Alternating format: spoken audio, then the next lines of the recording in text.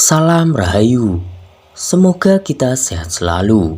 Candi Borobudur adalah masjid. Pada masa kenabian Sulaiman alaihi salam ribuan tahun silam mengambil pentas di tanah Jawa. Tatkala mengetahui di luar batas kerajaannya bertata Ratu Balkis di kerajaan Sabah yang menyembah matahari bersama rakyatnya, Nabi Sulaiman segera mengutus burung hudhud menemui sang ratu. Hal itu untuk memintanya meninggalkan kepercayaan lama sekaligus mengundang berkunjung ke istananya.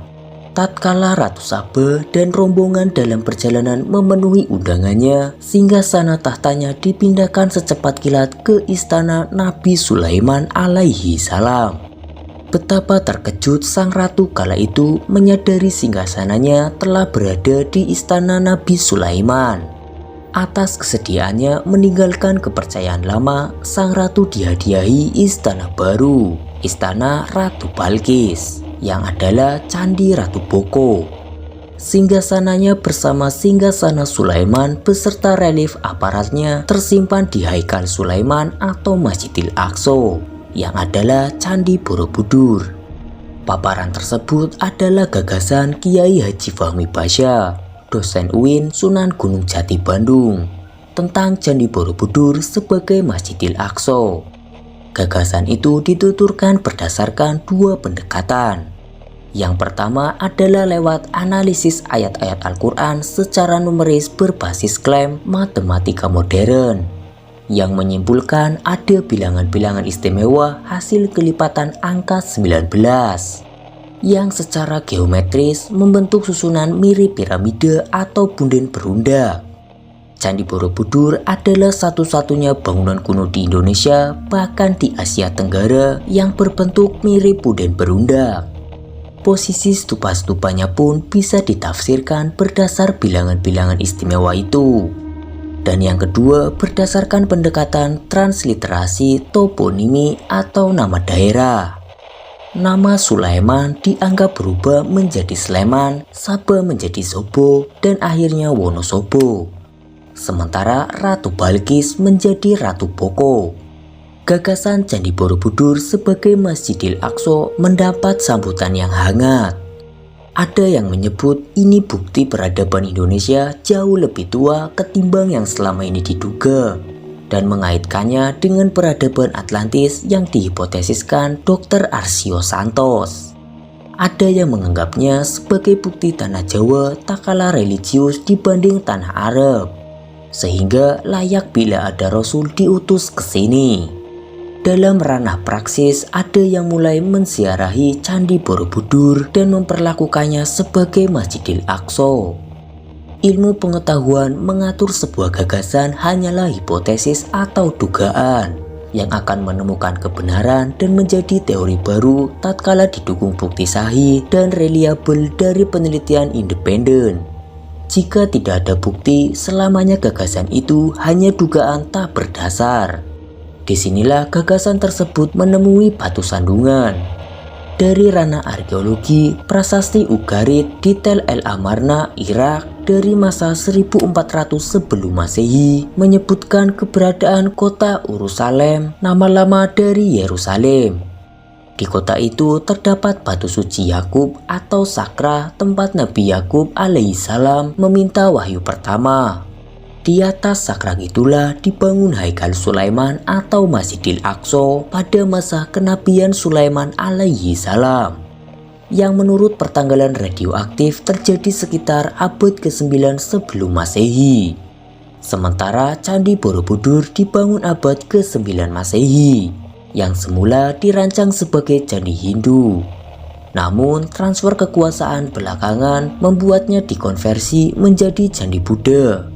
Jadi ada selisih waktu yang sangat besar, yaitu 1800 tahun, antara masa kenabian Sulaiman alaihi salam dan pendirian Candi Borobudur. Jika Candi Borobudur dipaksakan berdiri abad ke-9 sebelum Masehi, selain ketiadaan artefak arkeologis pendukung, secara geologis pun itu muskil. Mengingat saat itu kawasan Borobudur dan sekitarnya masih terbenam di kedalaman Danau Borobudur purba. produk terbendungnya aliran Kali Progo oleh sebagian lereng Gunung Merapi yang runtuh sebagai debris avalanche akibat letusan lateral katastrofik sebagaimana dipaparkan Newell dan kawan-kawannya pada tahun 2000. Sebuah bangunan suci didirikan tidak untuk ditinggalkan, namun untuk dipakai masyarakat. Sepeninggalan Nabi Sulaiman alaihi salam, masyarakatnya mengalami episode pahit invasi Kaldea yang dipimpin Raja Nebukadnezar II pada tahun 586 sebelum Masehi yang menghancurkan Haikal Sulaiman. Setelah dibangun kembali, Haikal Sulaiman lagi-lagi diratakan pada 70 Masehi saat terjadi invasi kedua atau invasi Romawi yang dipimpin oleh Jenderal Titus dan disusul Kaisar Hadrianus.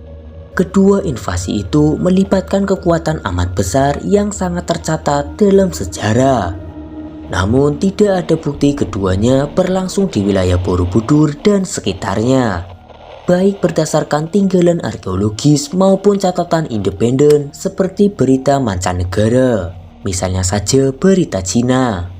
Fakta ini melemahkan gagasan tersebut.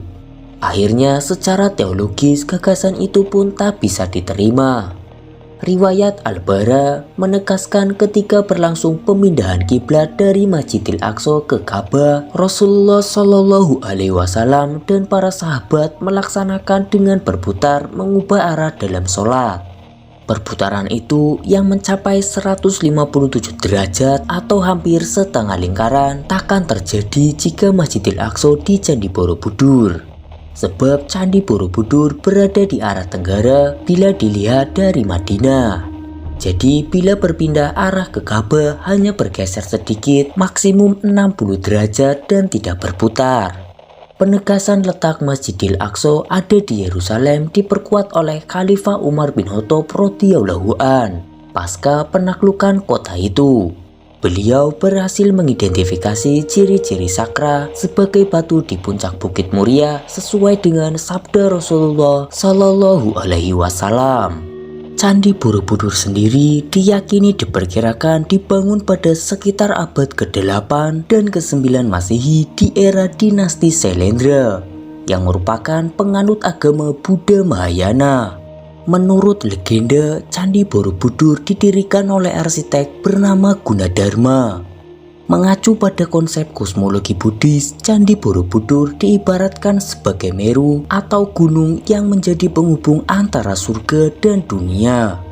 Gunung ini berdiri di lokasi yang dikelilingi oleh gunung-gunung, laut, dan sungai-sungai besar.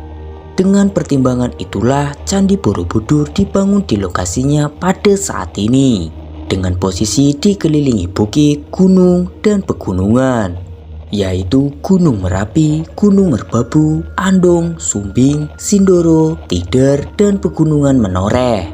Di kawasan tersebut juga mengalir air dari sungai-sungai besar, seperti Sungai Elo, Sungai Progo, Sileng, dan Danau Purba Borobudur. Itulah kisah dari Candi Borobudur adalah masjid. Bagaimana menurut Kamera Demi Masa? Jika Kamera Demi Masa memiliki pendapatnya tersendiri, tulis saja di kolom komentar. Sampai jumpa di kisah-kisah selanjutnya.